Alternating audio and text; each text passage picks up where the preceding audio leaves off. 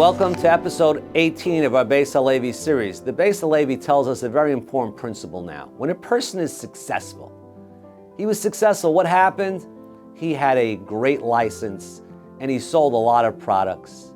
And he says, wow, that license was great. It brought me so much good luck. No, a person's supposed to realize it's the opposite. Not because he had the license he became wealthy, but because God decreed he should become wealthy, he got the license. It's not the cause that makes it happen, it's the decree that makes it happen. And it's really upside down from what we would think. And he says, I'll prove it to you from the Midrash. The Midrash says, V'hi miketz shnatayim yamim uParo cholem. After the end of 2 years, Paro has a dream. Says the Midrash, that's what it means. Ketz sam lachoshech. God gave an end to the darkest. Zman natan li Yosef kama shanim yaseh bebeit asurim. There was an amount of time, 2 years for Yosef to be another 2 years to be in the pit. Kevan shegia ketz, when the end came, Paro cholem, Paro had a dream. What's the Midrash telling us? You might have thought, oh, because Paro dreamed, Yosef got out of jail. Wrong. Because Yosef was supposed to get out of jail, that's why Paro had the dream. I call it the upside down theory. What comes first, the chicken or the egg? What comes first? The decree of God's success always comes first. People will sometimes say, oh, you know why that girl got married right out of seminary? She's attractive. Her father comes from a wealthy family. She's extremely smart.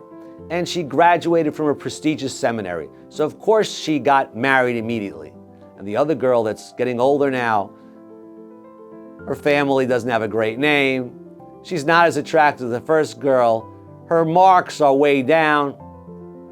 No. Since God works with nature, the first girl, you know why she got married first? Because 20 years ago it was decreed she was supposed to get married on this date. And in order for that to happen, God had to make it that she's going to have all those extras. The Midrash says in Parashat Vayetzeh, again, for the girl that doesn't have those, you don't need those. God can make it happen with that too. Sometimes that's the reason, is the lackings. And the Midrash contrasts. Yitzchak Avinu gets married. Eliezer comes with 10 camels loaded up. You know why?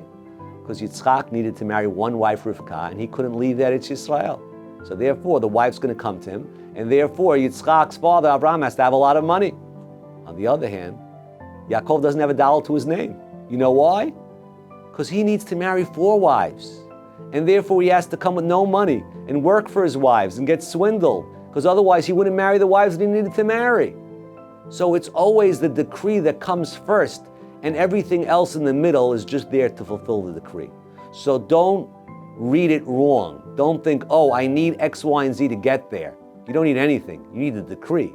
And relying on Hashem and bitachon has the power to change that decree. Have a wonderful day.